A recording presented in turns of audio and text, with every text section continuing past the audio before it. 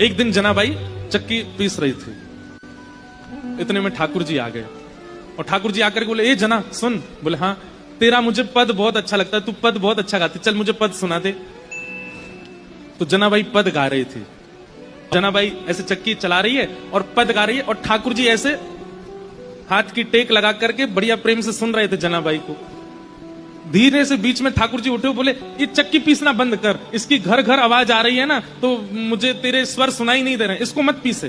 तो जनाबाई बोली, काम कैसे छोड़ दूंगी, काम तो पूरा करना पड़ेगा ना, और इतना ही तुमको सुनने का मन है, चलो हाथ लगाओ, तुम पीसो, मैं सुनाती हूँ। ठाकुर जी बोले ठीक है मैं पीसना हूँ। ठाकुर जी पीसने बैठे चक्की, बोले तू गा के सुना। ठाकुर जी चक्की चला रहे हैं, जनाबाई गा रही है। अब गाते गाते क्या हुआ, ठाकुर जी इतने आभूषण पहन के गए थे, वो आभूषण चक्की से टकरा रहे थे, तो उनमें से आवाज आ रही थी। तो जनाबाई नहीं गा पा रही थी, तो जनाबाई बोली, मैंने चक्की छोड़ी तो क्या आप भी कम हल्ला नहीं कर रहे, इतना सारा गहना पहन के आते हो, छम छम छम छम आवाज करते हैं ये सब, इनको उतार दो। तो ठाकुर जी ने सारे गहने उतार करके वहीं धर दिए और प्रेम से चक्की पीसने लगे, जनाबाई गाने लगी। सुनते सुनते पद इतने में ही मंगला के घंटे घड़ियाल बजने लगे मंदिर में। ठाकुर जी तुरंत उठे, अरे जना मंगला का समय हो गया, मैं दौड़ के जाता हूं, मंदिर में पुजारी आ जाएंगे। और ठाकुर जी दौड़ करके गए और मंदिर में जाके ठाड़े हो गए।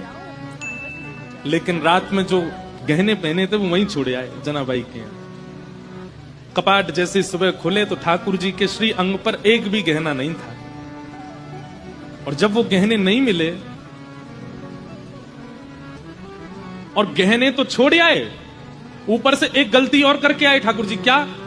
ठाकुर जी बोले, अगर मैं ऐसे जाऊंगा तो सब पुजारी पहचान जाएंगे, जनाबाई एक काम कर, अपनी सॉल दे दे मुझे। तो जनाबाई की सॉल लपेट के और गए। मंदिर में जैसे ही पहुंचे, कपाट खुले, पुजारियों ने जैसे ही देखा ठाकुर जी को, पहले देखा आभूषण कहां गए, ठाकुर जी के आभूषण कौन चोरी कर ले गया। इतने में ही नामदेव जी मंगला का दर्शन करने आए थे, तो मंदिर में हलचल हो रही थी। नामदेव जी बोले क्या हो गया, बोले ठाकुर जी के आभूषण नहीं मिल रहे हैं, कोई चोरी कर ले गया है। जैसे ही देखने गए, आभूषण नहीं देखे, तो बोले लेकिन ये सॉल मैंने कहीं देखी है, ये सॉल तो देखी देखी लग रही है, क्योंकि नामदेव जी के घर में जो काम करती जनाबाई उसी की सॉल थी। अचानक से अरे ये तो जनाबाई की सॉल है।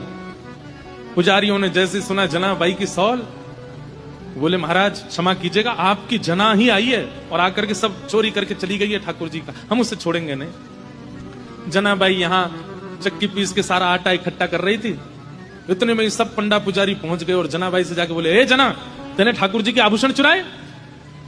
अब जनाबाई कुछ बोलती उससे पहले तो पुजारियों को दिख गए कि चक्की के पास में सारे आभूषण रखे हैं।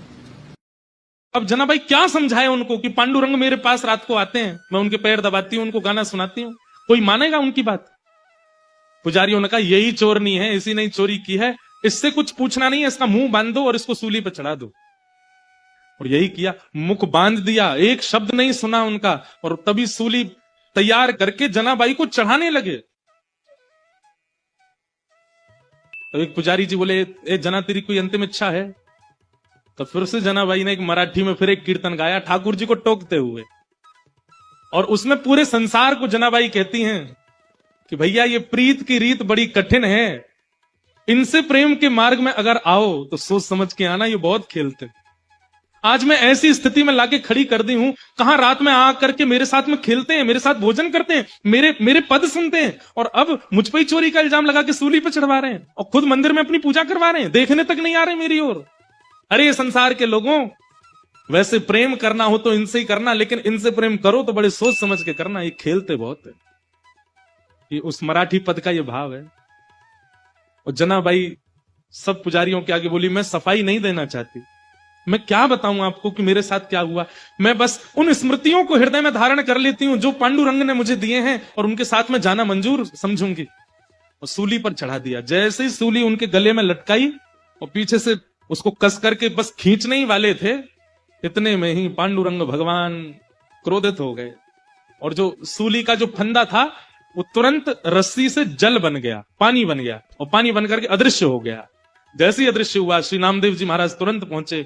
उन्होंने जाकर के सब पुजारियों से कहा, बोले पांडुरंग भगवान बड़े क्रोध में हैं, मंदिर में भी बड़े क्रोध में दिखाई दे रहे हैं, वे जनाबाई को ये दंड नहीं दिलवाना चाहते, निश्चित ही कोई अंतरंग लीला है। अरे इतने घेराबंदी में ठाकुर जी रहते हैं, ये छोटी सी लाली कैसे चली जाएगी अंदर, तुमने सोचा? अरे तो ये आभूषण यहां कैसे आ गए? बोले तुम ये सोच सकते हो कि ये छोटी सी बालिका ताला तोड़ के भीतर जा सकती है, ये क्यों नहीं सोच सकते कि वो परब्रह्म भगवान इसके पास आए होंगे और अपने आभूषण छोड़ के चले गए होंगे? ये विचार क्यों नहीं करते? लेकिन बंधुओं, उसके बाद जनाबाई बड़ी हताश होगी, सबने क्षमा मांगी, लेकिन जनाबाई बोली नहीं, अब पांडुरंग मुझे बुला रहे हैं और मैं जा रही हूं। और तुरंत वहां से निकली, पीछे लोग भागे, लेकिन फिर वो दिखाई नहीं दी। ठाकुर जी उनको लेकर के प्रस्थान कर गए।